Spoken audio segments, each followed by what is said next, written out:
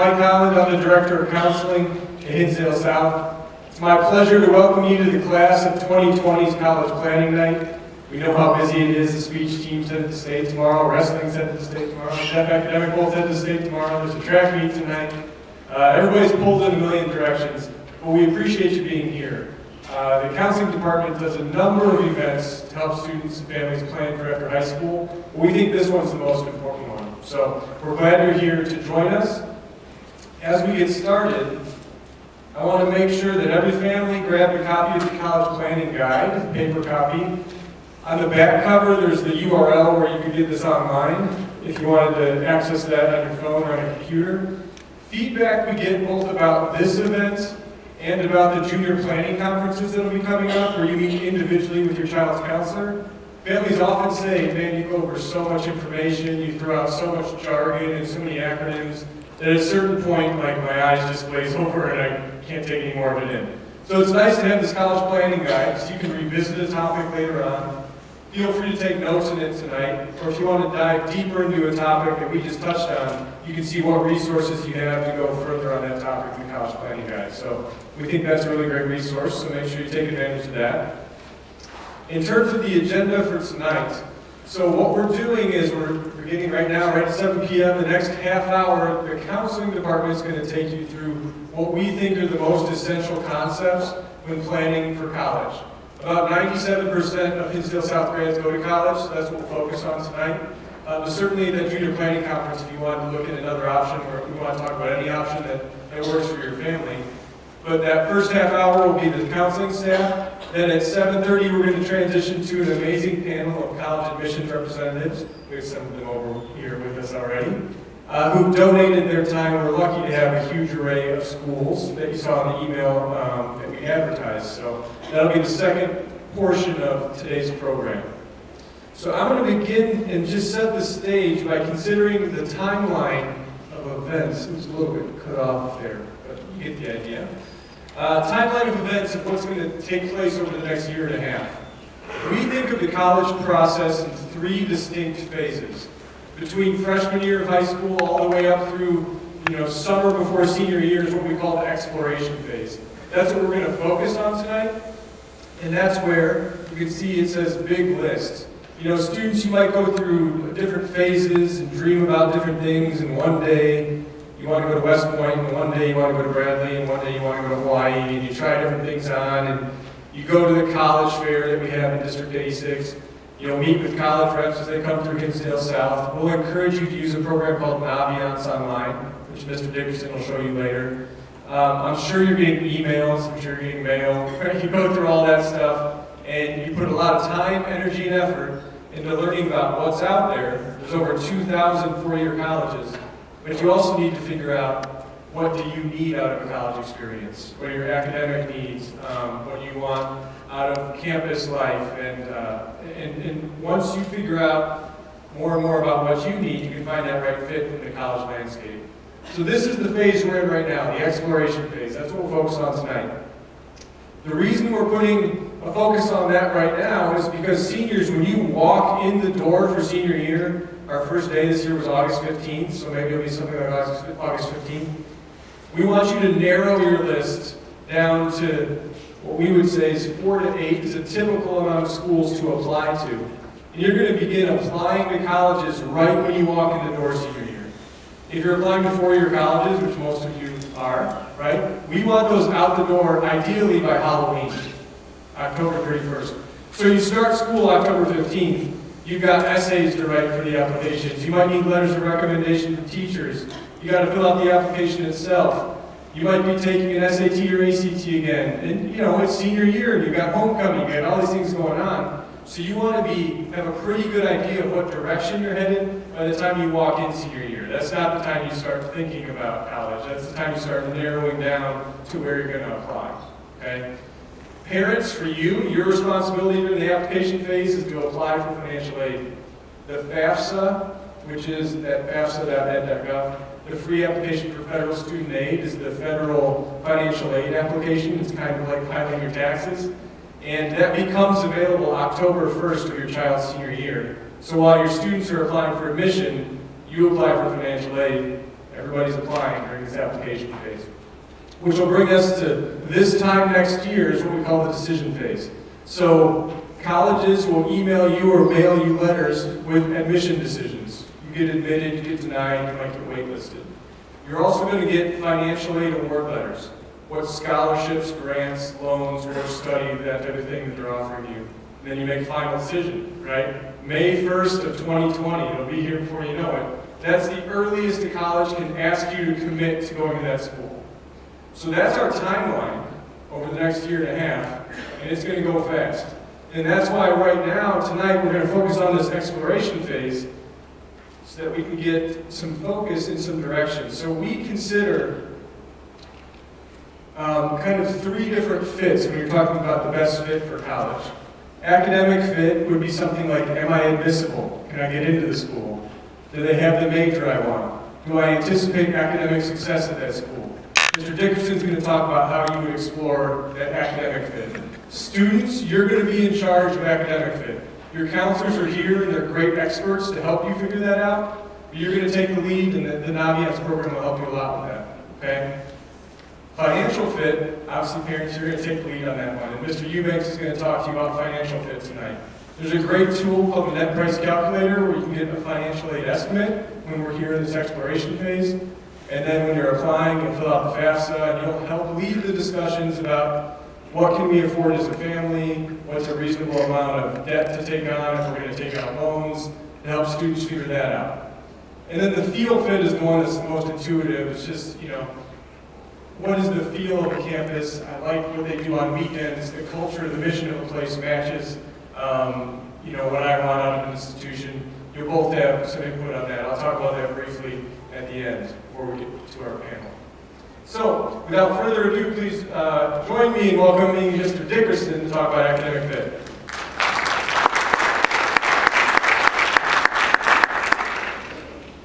All right, thank you. I have seen some of you earlier in the night, so some of you know I'm a track coach, which I just did. So welcome here to everybody, but that goes into the analogy I use every year for this academic fit as well, which is my first job really was in the retail world as a running shoe salesman, all right, at a running shoe store in Peoria, Bradley University. And some people would come in and they'd say, okay, I have this much money, tell me what the best shoe is. And then I'd have questions. Pronate, do you supinate? How much mileage do you run every week and things like that? A lot of times they're like, just tell me what the best shoe is. College really is the same thing, okay? We're not in a system, a heavily tiered system, where it's like, this is the best school, then this, then this, then this. That's not the way the American college system works. All right, so there are rankings. They can be subjective. There are schools that are certainly easier and harder to get into. It doesn't necessarily make them better. All right, so academic fit is basically saying, where are you going to be the most comfortable academically? And that's somewhat of a gray area, and it can be different for every person. It's not necessarily going to be the most challenging school you can get into. It's not necessarily going to be the easiest school you can get into. It may be in between. You have to know yourself. You have to know your student. Would you rather be one of, everybody there who has your similar test score? Would you rather be, one of the highest test scores on your campus? Would you rather be kind of in the middle? And there's a lot of things to consider, including majors. So it's very overwhelming. Before I go on to the next slide, so this is the first year as a parent. I now have a sophomore, and we went on our first college visit last month. We actually went destination college visits. I hope she's going to stay closer to home. We went a little farther away. But we actually visited 3 schools, and when I think of those schools, and I did this a little subconsciously, one was kind of at the edge of kind of her disability. One was in the middle, felt pretty comfortable with it. And one, she'd be in the top probably 20% of students there by GPA and grade point average. And I didn't know how she was going to feel about each campus. And certainly this also bleeds into the field fit. It also goes into the academic or the financial fit. Often, not always, often if not usually, the easier a school is to get into for a student, the more scholarship money they may be willing to give, which does get into that financial fit. But of the three, she actually felt the best of the one that was, I don't want to use the word easy, but that she was the most sure thing getting into it. Surprised me a little bit. She just felt that one. And also, when you talk about majors, you have to make sure that the school has what you need. That's very overwhelming. That's a lot to think about. So we have a tool called Naviance. They call it Naviance. It's tomato, tomato. All right, so I'm going to call it Naviance. So this is basically the system they use. They've got many ways to search. But this is the most traditional search where they kind of use a funnel. So they ask a series of questions, and you click boxes. So at the top, the first funnel would be 2 or 4 year. Okay, there are actually more 2-year colleges in the United States than 4-year colleges. So this takes it from, I believe, about 4,000 schools to under 2,000 right away if you go 4-year or 2-year. Location, you can put in different states, you can put in areas of the country, southeast, you can actually even put in like Canada and different Canadian provinces and things like that.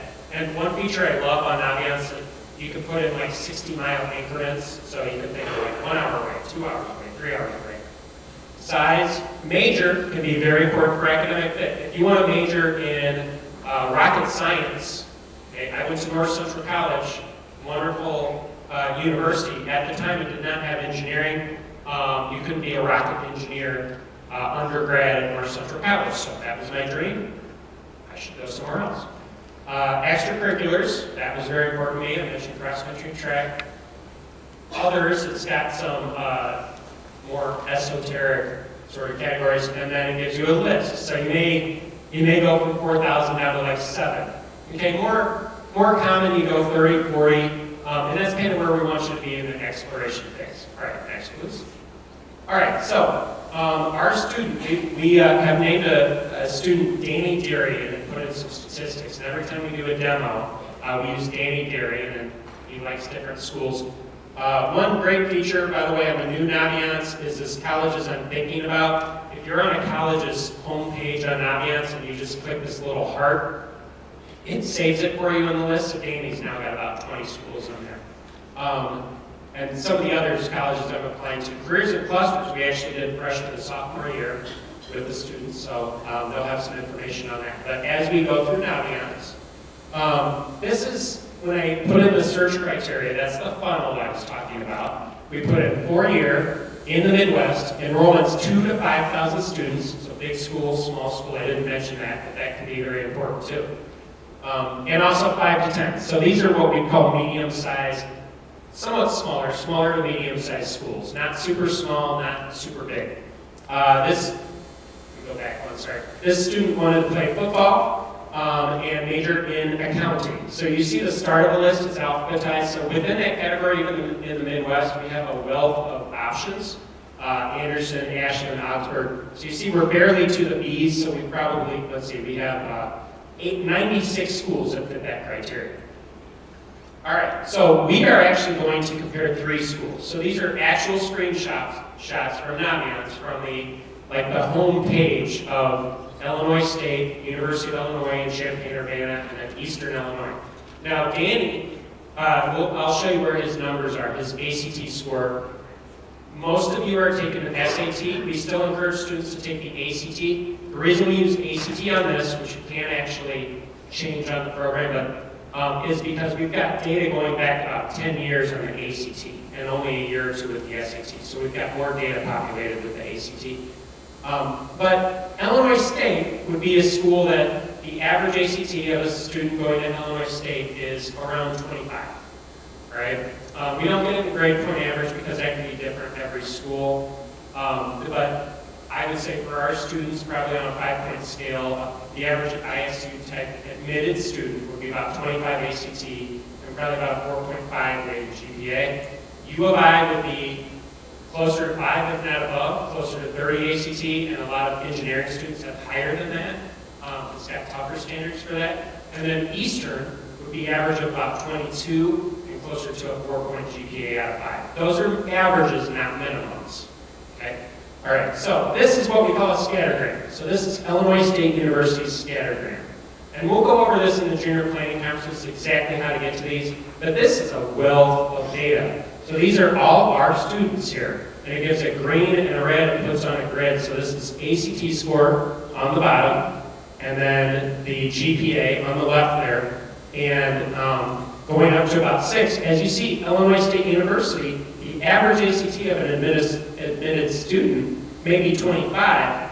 Danny here is at a 23. He's circled, if you can see it, at about 23 and 4.2. So 4.21 is the average, actually, of Illinois State. He's right in the middle, a little to the left of the average ACT, but he's surrounded by green, which means this is a pretty sure thing for him. Okay, next. This is the U of I, University of Illinois. We may, Eastern may not be sorry.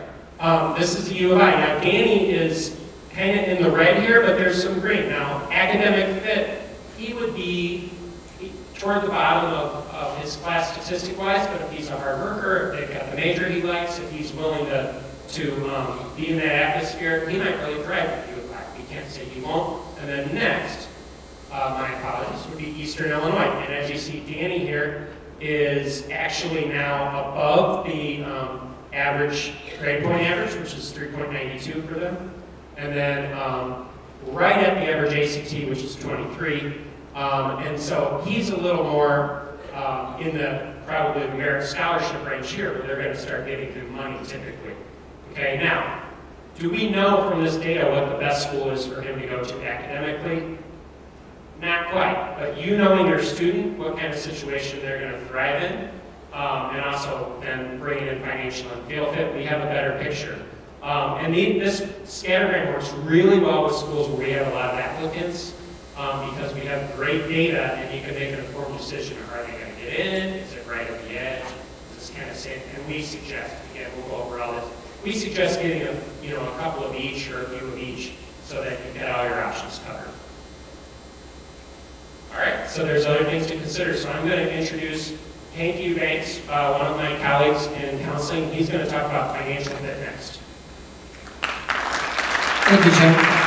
My name is Hank Eubanks, and I am one of the counselors here at Hinsdale South as well. I have a very deep desire to make sure our students don't take a lot of debt on. It's kind of one of my missions in life. And unfortunately, we all know that the cost of college these days is really, really, over the last 20 years, has ballooned to a great level. Where it's back in 1987 when I went to Illinois State, for example. Illinois State, I look back on the cost, tuition, fees, room and board, the whole thing, the whole shooting match was $4,000. Okay? I remember working a summer job and making like $2,000, paying for half of it, my dad kicked the other half. It was a no-brainer. Today, if you did a 3.5 price index, it should cost about $12,000 today for you and me, given inflation. It costs around $25,000. That's the real cost today. So inflation has more than doubled for the price of college. Okay? Unfortunately, if you look at the statistics, Americans' wages have remained flat for about the last 30, 40 years. So in real sense, college is more expensive for you than it was for my family when I was going through. And we have to be smart about it. So one of the things I stress for my students is to understand and have real honest conversations with your kids. Okay? One thing I can tell you for sure is 17-year-olds have no idea what $100,000 worth of debt is. Many of us in this room know what that means. Where I'm from, that's a house. Okay? And it's not uncommon to see students come in with an undergraduate degree with $70,000, $80,000, $90,000 worth of debt. The average student debt that kids come from last year was $35,000 per student. Well, that's an average. You got to remember, some people have zero, which brings the average down. It's not atypical for us to see kids coming back with $70,000, $80,000. So we really want you to know how to resource this. Back in 2011, the Department of Education mandated all colleges to put something on their webpage called a net price calculator. And we in guidance are very thankful for this because it's allowed us to research the price of college on the front end of the process. It used to be you wouldn't find out what the colleges cost to the back end of the process. You apply to college, you just kind of be guessing what it's going to cost you. Now we have tools available to us to get a better idea on the front end. The net price calculators are not perfect. Some colleges are better at them than others, but I do want you to know that they do exist, and it's something we're going to discuss. So just a couple things that I think are very important for a family to consider before I show you the net price calculators is do some analysis. This is a parent thing. Do some analysis on what you can afford each year. Break it down. Run the numbers. Get the Excel spreadsheets out. Get out your Mint or whatever you use to track your financial programs on, and figure out, and then have an honest conversation with your son or daughter of what you can afford out of pocket every year. And that's a very good, honest thing to talk with your kids about. I know I've got a junior right now, class of 2020. We have had that conversation. I've given him my number.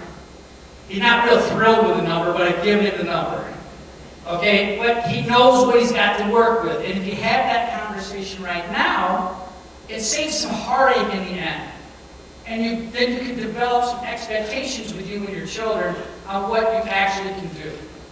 Now, we'll talk about the nice net price calculators, but then you as a family also need to do an analysis of what you're willing to borrow.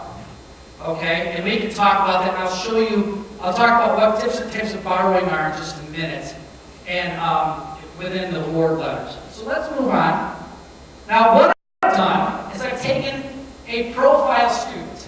I'm taking a student that maybe is a little better academically than Danny Darian. I'm going to take a student that has a 27 ACT, okay, and the family has a 3.75 grade point average out of a 5.0, so a B plus A minus student. And a family that makes about $90,000 a year. So those numbers are important. Really, when you run these net price calculators, you got to know what your kid's grade point average is. You got to kind of know what kind of test taker they are, and you got to know how much money you make as a family.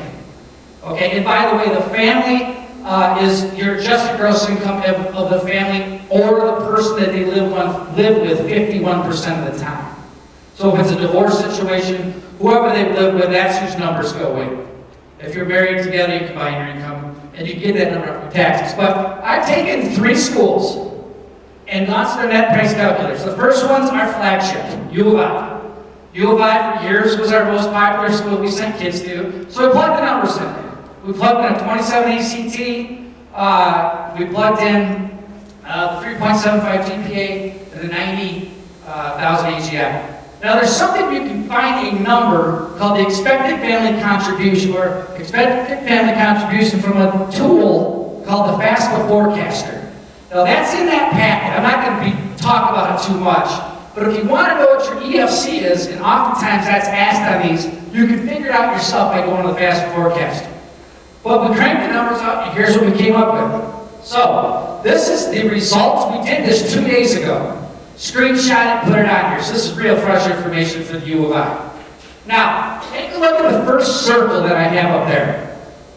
If you were going to go to U of I costs $31,006. That's the call. What the net price calculator cranks out for you is what you might get in merit aid. The second bubble down is merit aid. This is money you don't have to pay back.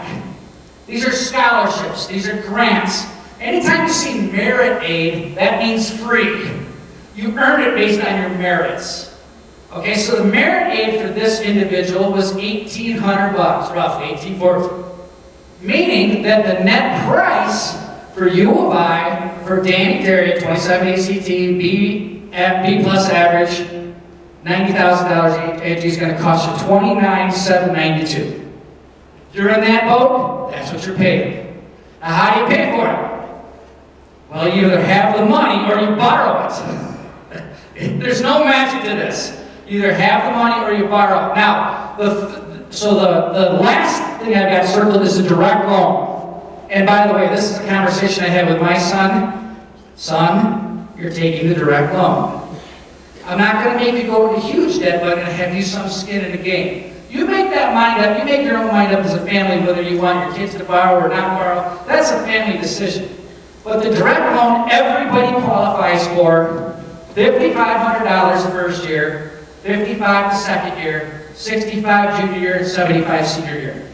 So after direct loan, the total cost you got to come up with as a family is $23,600. Next, Truman State, another school. By the way, they're known for their good deals. Okay? So we plug the same numbers into Truman State. Here's their net price.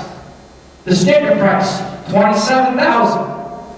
They package the direct loan in, the $5,500 circled in blue, with their merit money. So they're calling it at $12,000 merit money. Actually, it's not $12,000 merit. I'd call it more like $6,500 merit because they back loans out. I don't consider loans a merit money. Loans are loans. But they packaged it in with merit money, so they're saying the cost is $15,600. But you got to put the loan back in there, so it's really more like $22,000. Same student, same numbers, about $7,000 a year less. We're playing with the net price calculators. Lastly, Elmhurst College. Same numbers, plug them in. Sticker price is a little hard to read. The sticker price from Elmhurst College is $52,000. You would read that on the front and go, holy cow, I can't afford $52,000. That's crazy. My advice, guys, is don't let the sticker price scare you. It's like buying a car. Some places jack the sticker price up. But look at the amount of merit money they give. Elmhurst College is giving a legitimate $23,000 in merit aid. So even though they look more expensive, they're not. They're about the same cost of U of I, according to this. After the smoke clears, it comes out to $28,600. My point of doing this is not to, these are all just details, but to know this exists and to understand that you can plug the numbers in and get different prices. The same student can get different prices at different places.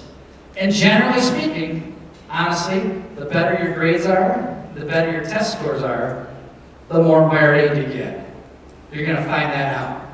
Okay? It's the reward. Okay? So, this is something that your counselors are very versed in. During your planning conference, you certainly can ask us questions. We'll be able to answer you. We have a bunch of colleges. We know that some are very generous, some are a little more stingy, but this is what we do. Okay, and we just want to make sure you make wise decisions. Now, other important things to consider from a financial standpoint. You got the net price calculators, you have the honest conversations with your kids. You need to know that the FAFSA, that document Mr. Helen talked about at the beginning, needs to be filed October 1st. So that's something of their senior year to file it then. The early bird gets the worm with the FAFSA filing. Okay? Get it done early. If you wait too long, you can miss out on money. That's everything this college process is, the earlier the better, including the FAFSA. Next, some of you may be asked, especially if you go to I'll call it a highfalutin school, a school that is academically excellent, the Harvards, the Princetons, the Yales, Northwesterns, the other world. Sometimes they will ask you for a CSS profile. And what that is it's a little more involved trying to find out how much money you actually have. Okay? They'll ask you about second homes and stock options and all sorts of fun things on that.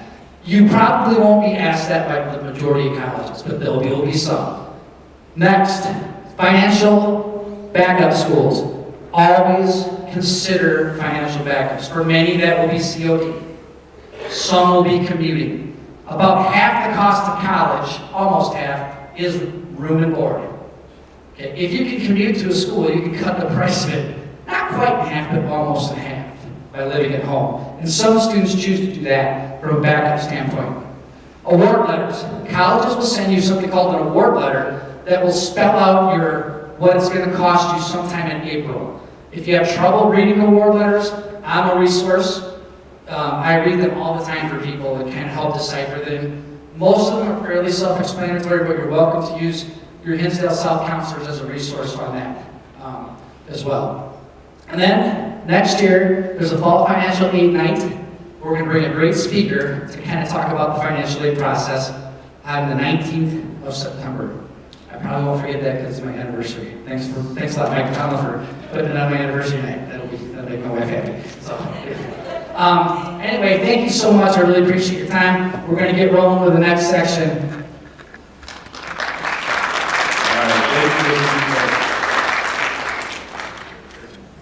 All right, I'm going to keep us on time, so we're going to talk about field fit in under a minute. Okay. I had these great examples, I have great one-liners about this, but essentially these three schools are the same academically. You see the profile, they have very different missions, right? Okay. That's all we get on that one. It demonstrates this field fit. Places tend to be the same size, same academic profile, but they're different.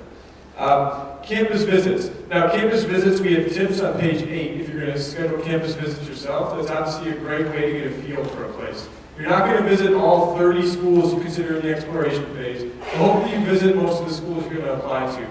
The counselors have visited hundreds of campuses as a department. So if you ask your counselors, likely either that person or someone else, you can see Mrs. Cammy's always goof when we take the pictures with college signs. But somebody's been on the campus, okay? It's a great way to figure out field fit. College reps, we have over 100 college reps who come to Hinsdale South. The spring of your junior year, fall of your senior year is a great time to meet with them. You meet with them, if you sign up ahead of time, you get a pass to come out to class, and you can meet with college reps. So it's on the website. Our college fair rotates from Hinsdale South to Hinsdale Central, so I'm sorry, but this year it is at Hinsdale Central. But it's one of the largest fairs in the region. Over 200 colleges are going to be at this fair. That is the date, that is the time, April 24th, 6 p.m. Be at the Hinsdale Central Fieldhouse. It's a great fair. That's like a minute 30. So that's field fit in a minute 30. So we're going to take about 2 minutes to get our college panel set up. So if you need to use the restrooms, they're out the door back there, take a stretch break. We'll get going here again in about 2 or 3 minutes. Thank you.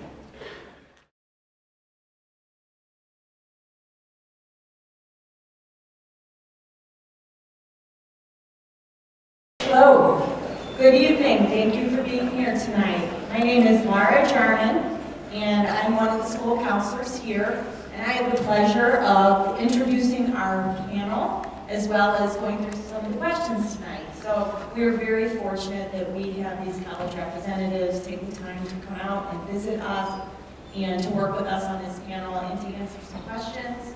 So we want to give them a warm welcome. Thank you so much to our panel for coming out.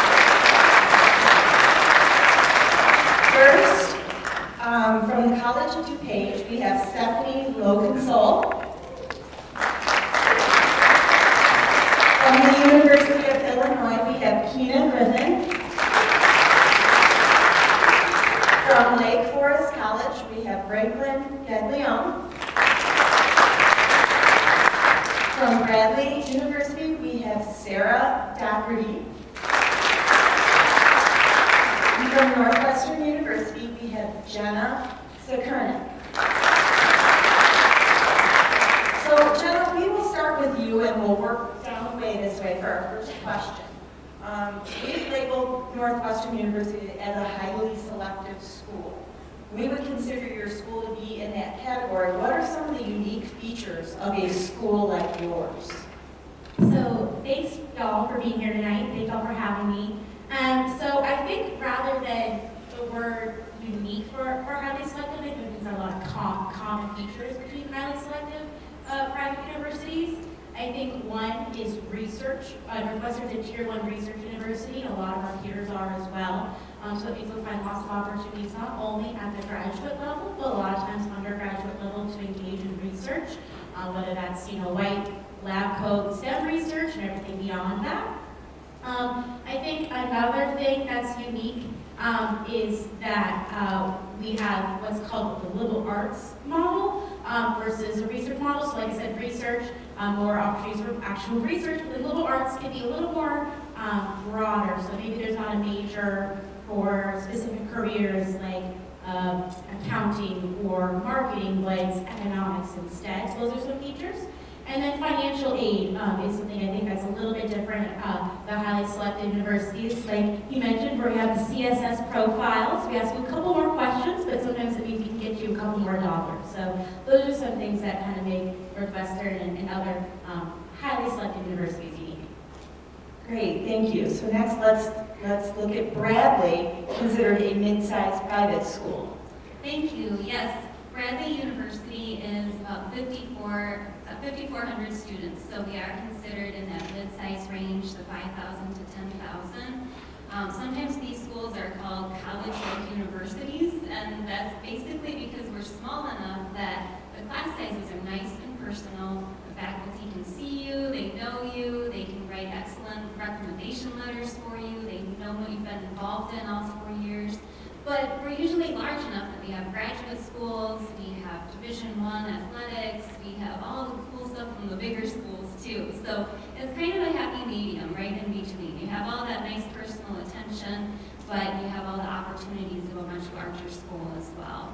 And with Bradley in particular, we do have the 5 colleges plus our graduate school. So we have a liberal arts and sciences college, but we also have the engineering and technology school, the communication and fine arts school, the business school, and then the education and health sciences college. So we can really focus on all those areas, and a lot of the mid-sized schools can do that for you. Thank you. Lake Forest College, representing small private schools.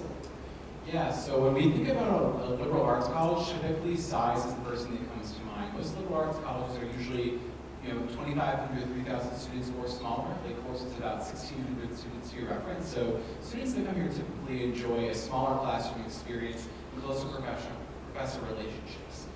Additionally, we really sort of advocate for flexibility for students. Lake Forest students go up to 2 majors and 1 minor, or 1 major and 2 minors. So that student that may have one long-term passion, but other ones that are adjacent to it are still able to explore those opportunities. And again, real personalized relationships are what students touch on, and core skills in reading, writing, communicating, critical thinking that often can be overlooked in some cases in a larger university where those key skills are not highlighted quite as much. Thank you. Representing the University of Illinois, our flagship state school. Yeah, so you guys hear me? So one thing I would say is the opportunity to take ownership of your education. At the University of Illinois, we are about a 48,000 student campus. So one of the most common fears I hear from students and families is that I'm going to get lost in the shuffle. At the university, we also have over 150 unique majors housed in 10 different academic colleges. So it gives the university kind of a decentralized feel. There's a CPU, you can directly get the answers to everything from it. At the same time, it also gives you the opportunity to create your own communities, to create your own support system.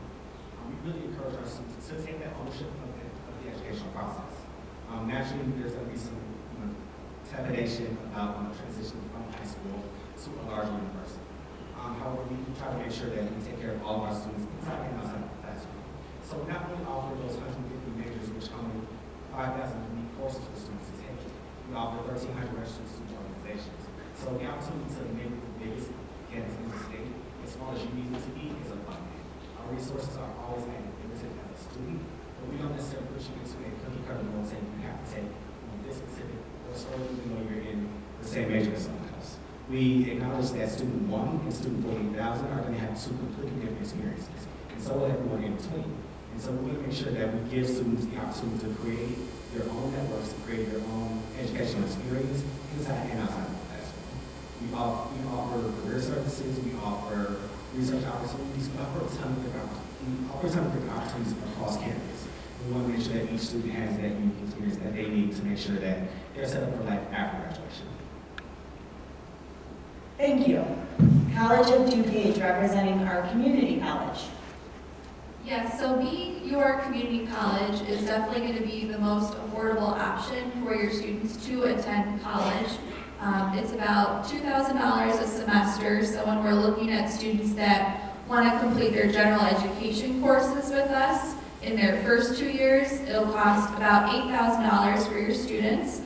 We have about 28,000 students that attend College of DuPage, but our class sizes are small, about 20 students in a classroom. Being such a large community college allows for us to have great relationships with the schools that are here today and many more throughout Illinois, the Midwest, and even the country. We have great 2+2 programs, some that are guaranteed admission.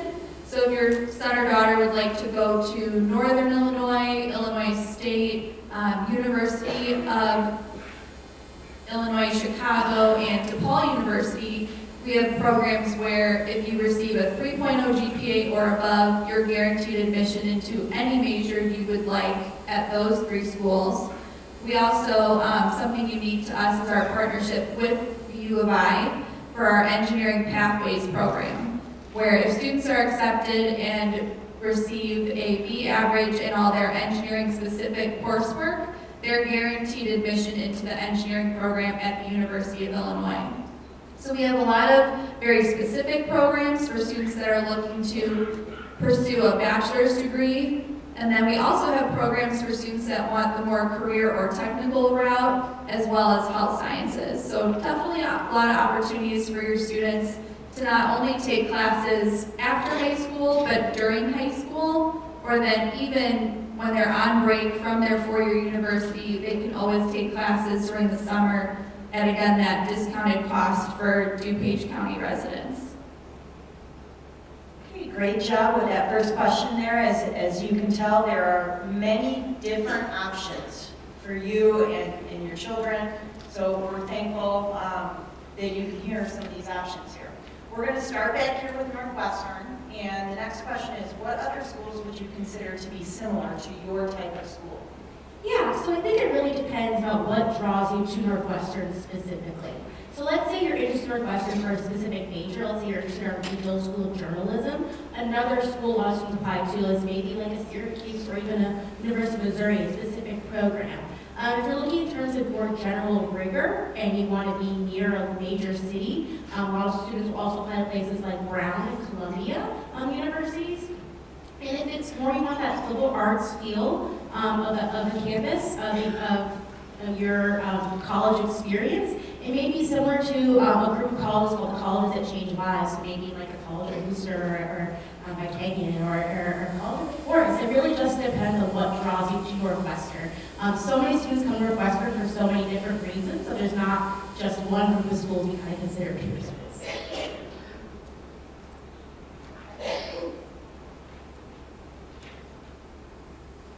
Thank you for waiting.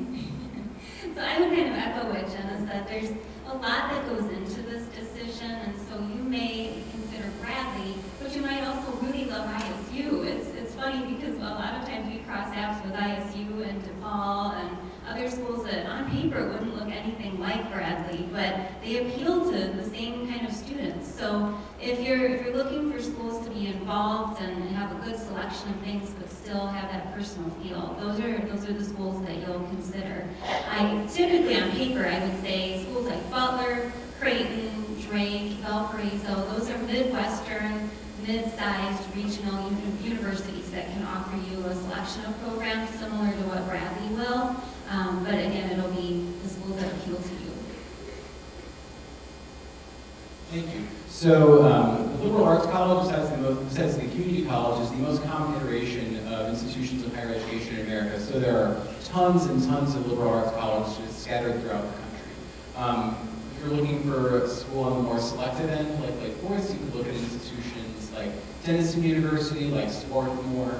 But additionally, there's a full array of liberal arts colleges, even locally, like Elmhurst College and North Central College, that also match a lot of institutional characteristics regarding proximity to a major city and major soccer. But like my colleagues just echoed here, there are so many different sort of, I think, characteristics shared between institutions that it's very hard at times to point to a direct peer. Kind of like Jenny said about Northwestern, it really depends on what level you're living at the University of Illinois. Our primary function is to serve students from the state of Illinois. So naturally, we're going to have a lot of cross matches with institutions in Illinois, like Illinois State, UIC notably. On the other hand, some of our out-of-state peers, are all across the country, particularly in the Big Ten Conference, which even though it's an athletic conference, there's a certain academic, level to it. So like Northwestern, like Indiana or Purdue, like, depending on what major specifically you're interested in, because like I said, we have over 150, we have different academic areas and different academic peers, kind of depending again on what you're interested in. So with College of DuPage being your community college, it might not make the most financial sense for you to go outside of the district that you pay tax dollars in. But there are opportunities where if there is a program that we do not have at College of DuPage, there is a program that would allow you to go to another community college that would have that program for their in-district cost. It's called a chargeback program. So other colleges like COD would be Triton, Moraine Valley, Elgin Community College. Again, it's all about what you want to study, and since DuPage is the largest community college, chances are we'll have everything your students are looking for, but it's always important to chat with admissions about what their plan is, and if we don't have it, we will definitely help them find their fit at another school. Thank you. Okay, we're going to move on to the next question. We'll start with you, Stephanie, down there, and work this way just to change it up a little bit. What type of student flourishes at a school like yours? So at the College of DuPage, we accept every student that applies, regardless of what their high school transcript looks like. We don't look at SAT or ACT scores in terms of acceptance. So really, every type of student can be successful at their community college. We'll have our, maybe lower achieving students that struggled in high school and are looking for a fresh start. We have very high achieving students that are awarded scholarships, are part of our honors college, pursue more advanced degrees. And then we have a wide variety of adult learners as well as those career and technical students. So you can really find your fit and be successful no matter what your background is coming to the College of DuPage. I always tell students, some students are worried about coming to a community college because they think we dumb the classes down. That's not the case at all. You're taking the same classes you would at any of these institutions. That is why those classes transfer. And you're going to be in the classroom with students from all different academic backgrounds, regardless of what college you go to. Now, if you go to a school like Northwestern, those are obviously very high-achieving, bright students, but when you're looking at other colleges, again, everyone's going to have different strengths and weaknesses. So no matter where you go, it's about where you're going to fit in the best and be the most successful. To kind of piggyback off that, the University of Illinois is really similar in that every type of student can be successful at the university. Like I said earlier, we have over 48,000 total students on our campus. So we have 48,000 unique academic journeys. And our goal is to provide resources for all of them. So ultimately, the kind of student needs to be a driven student, but not necessarily somebody that has to come in with everything planned out. For the students who do understand exactly what they want to do, that's great. We provide resources for you right off the bat. We also have an excellent division of general studies. So students who want to take some time to explore different academic areas, or maybe even they know of an academic area but they're not quite sold on it, we give you the opportunity to explore the areas while still progressing toward your degree. No matter what major you come in with, you're going to receive academic advising to make sure that you're meeting the degree requirements, but also exploring the different areas that you're interested in. Because your major isn't, or your schedule isn't just going to consist of major classes. We want you to get a holistic education with a holistic background. So we want to make sure that you take advantage of all the opportunities at the university. And ultimately, that comes down to being a driven student and a curious student. So those are the kinds of common factors among 48,000 people, or as many common factors as you get amongst 48,000. I think students that really flourish at Lake Forest are students that really embrace community, engagement, and diversity. Being in a school of just about 1,600 students, there is a really intense sense of familiarity that comes with our student body. So if you're someone that really wants you to feel comfortable and feel as though you have a strong identity and attachment to your community, that can really be easily achieved at a smaller institution, particularly like Lake Forest, where over 80% of our students choose to live on campus, so that sort of walking out of bed, walking to class on your campus, to your residence, from your residence hall to your academic center, is really sort of a core thing that students identify with at Lake Forest. In terms of engagement, we have over 100 clubs and organizations, again, for just a 1,600 student body. So the ability to be a campus leader, the ability to engage in research at a much higher level, much earlier in your academic experience is a lot of the reason why students choose to place at Lake Forest. And then lastly, it's a highly diverse institution. Over 40% of our students identify as students of color, 35% are Pell eligible, and we have students from 80 countries and 45 states. All that coming again in a student body that's a good bit smaller than a lot of our peer institutions. So those are, I think, the main reasons why students thrive at Lake Forest.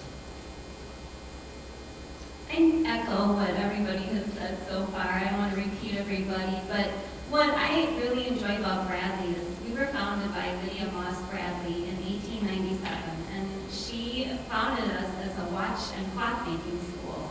So Bradley students have always been innovators and really focused on projects and giving back to the world. And so that's really what we have continued through all these years.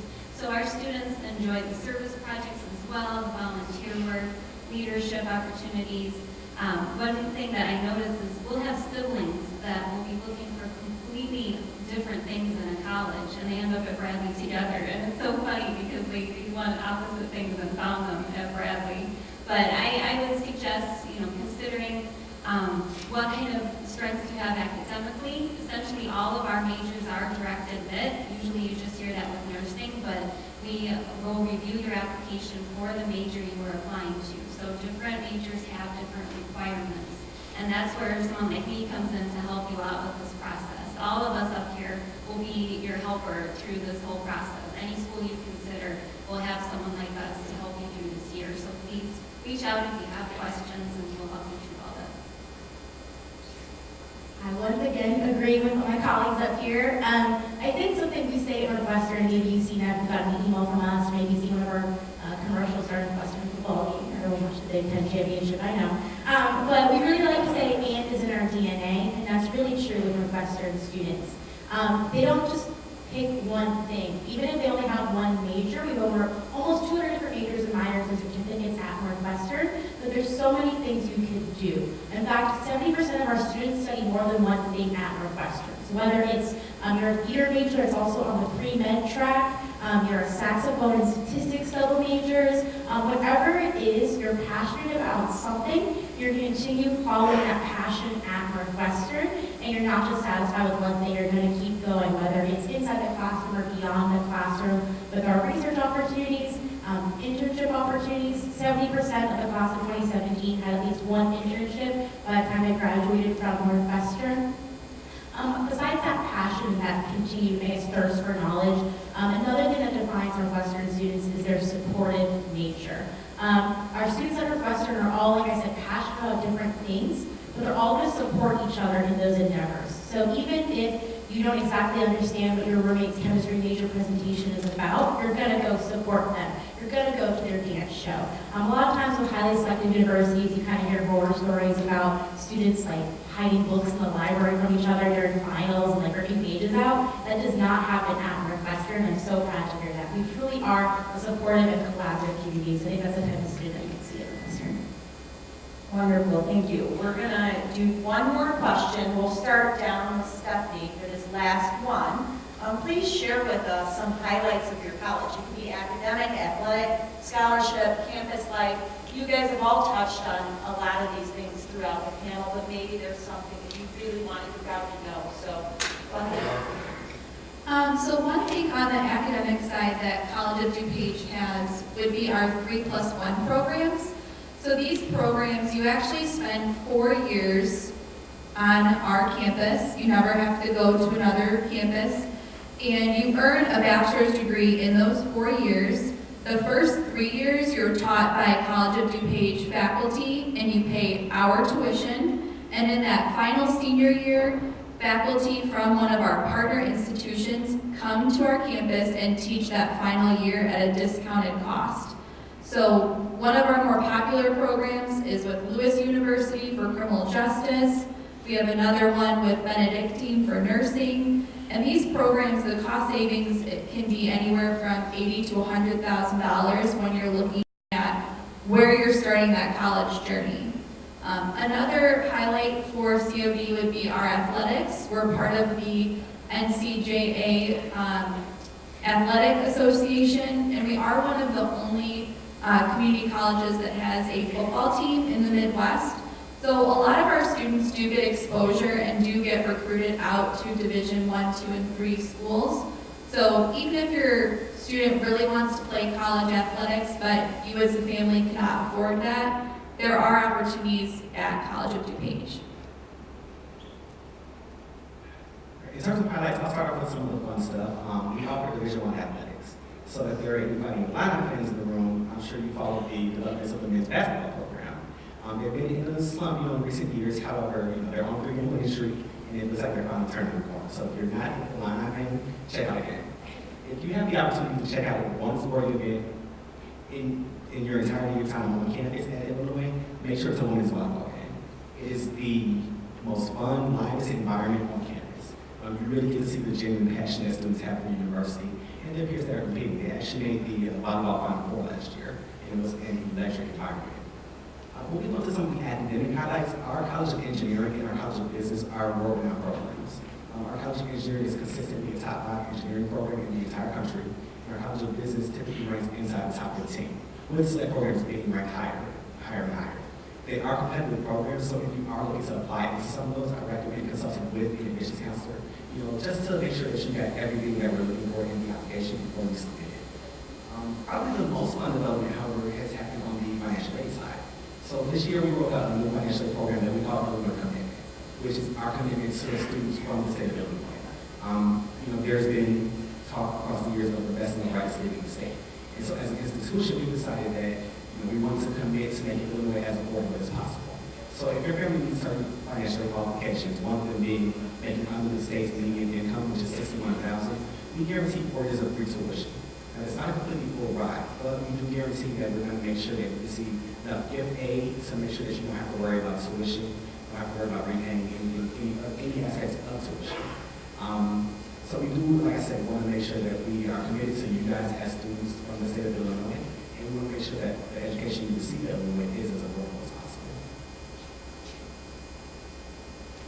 All right, in terms of academics, we were thrilled to open our brand new $45 million Little Earth Science Center this fall, which has doubled our undergraduate research capabilities and really improved the students' abilities to engage in undergraduate research and science preparation for in pre-med tracks to postgraduate research during their 4-year time at Wake Forest. In terms of our other facilities, we're also known for having one of the 15 top-rated athletic facilities in all Division III. So anyone who's considering Division III athletics, we do offer 20 men's and women's athletic teams. We're also known for our connection to the city of Chicago. While we're a good 30 miles away from downtown Chicago, we are the only liberal arts college with a downtown residence hall and a full center for Chicago programs. We guarantee at least one internship in the Chicagoland area for every student that enters in Wake Forest. And lastly, I always touch on our outcomes rate for students. Liberal arts colleges are frankly typically criticized for being too traditionalist in their models. Folks think that those majors that they take don't translate to career success afterward. This is not the case at Wake Forest. We're in front of one of the most innovative career advancement centers in the country, along with Stanford. We're highlighted as the 2 top performing career advising units of any college in America, and over 98% of our graduates every year within 6 months of graduating are in a job in their career field interest or in graduate school. I'll start with our experiential learning, and this would be the internships, the co-ops, any type of experience in your area outside of the classroom. And Bradley students will complete, 97% of Bradley students will complete something like this before they graduate. We offer something called a Hollywood semester, where students who are involved in movies and TV or even sports communication can go spend the whole semester living out by Warner Brothers Studios and working with the LA Dodgers, with the sports communication. So just really cool experiences for them. We've got people going to the Olympics every time the Olympics come up with NBC Studios. We have people working at the Chicago Auto Show right now. We have students who are not sure about a major yet, so they're in our academic exploration program, and they're shadowing people in the city of Peoria in their job to see if they like that field before they commit to that major. So just really great highlights there. We offer a lot of leadership development opportunities. We have nearly 300 clubs and organizations, and for a school that's 5,400. That's pretty exciting to be able to be president of the Bad Movie Club or the Pinterest Club or be involved in Greek life and just be able to meet other students that are in that Greek organization as you interview for jobs across the nation as well. And then finally, our academics. I mentioned our 5 colleges. We're very flexible in those colleges, though. You can take a major in one college and have a minor in another, or you can double major or triple minor in things if you have plenty of interests, and our students do, so that's okay if you have some different areas you'd like to explore before you ultimately decide on something. And all of our courses are taught by faculty, so these people are in the field, they're here to help you, they can get you connected with other people in the field before you graduate and be successful. A couple quick highlights on Northwestern. Though we are mid-sized, we are 8,000 undergraduate students, you can really have a personalized, tailored learning experiences. Like over at Bradley, you can really have flexible, so we have our 6 schools, you can be flexible across these 6 schools, you can double major, minor, triple major across schools if you're really that eager, go for it. And so with that flexibility, the child has that learning experience and personalized as well. We have a 6-to-1 student to faculty ratio. Almost 80% of our courses are 30 students or fewer. Only 2% of our courses are 100 students or more. So we really have that personalized experience. With a larger school experience as well, because we are the only private school in the Big Ten. So you get access to amazing Big Ten athletics, but our student school in the Big Ten have all of our students can get access to all football, basketball, any one of our 19 Division I sports games for free. All you have to do is show your student ID. It's really awesome. Like I said, Big Ten West champions this year. And I think another really important highlight at Northwestern is our financial aid program. And one of my counselors spoke earlier really made a really good point, is that the sticker price isn't the price that you're going to pay. And I was going to go throw 3 different numbers at you, and they're all the same. They're all 100. Northwestern is 100% aid line for our domestic applicants. So what that means is for all U.S. citizens, permanent residents, and undocumented students, if you're applying for financial aid at Northwestern University, then need for financial aid is not going to impact your admissions decision. You are not being admitted based on your ability to pay. In addition, the second number is also 100. That's because we meet 100% of your family's demonstrated need. No matter where you're applying from, once your family fills out those 2 forms that we talked about earlier, the FAFSA and the CSS profile, we get that number called the EFC, the Estimated Family Contribution. Any amount of money that goes beyond that EFC is needed to cover tuition, room and board, books, Northwestern covers. We cover that in the form of scholarships, grants, and sometimes work study, meaning that all financial aid at Northwestern is 100% loan-free. Any money that we give you to attend the university is money you do not have to pay us back for. I was actually really excited about that. The 100% loan-free is still fairly new for us. Actually, one of about 6 schools in the whole country that can say they're 100% need line, need 100% in need, and need 100% loan-free. Last fun fact, we are the school in the U.S. who most likely to become a duchess after attending. Meghan Markle is an alum of Northwestern University, so maybe you can find a prince after you attend Northwestern. Or you can write the next Game of Thrones like another alum, George R.R. Martin, hosts a late-night TV show like Seth Meyers, Stephen Colbert. The doors are really open, the possibilities are endless after attending Northwestern. All right, let's give this panel a round of applause. They were fabulous. We did hand you a survey, so we're hoping you were able to complete that and drop that off. That really helps us. We're trying to tailor this program to your needs. We used to do this program, it used to be about 2 hours long. We got feedback that it was too long, that we shortened it. Some people said it was too short. We don't want to keep you here longer than you need to be. We know you put in long hours, and it's been a big program tonight. Some of you are first-time parents going through this college process. Some of you have already had an older child go through this. You may feel a little overwhelmed tonight. There's a lot of information. There's a lot of things going through your head.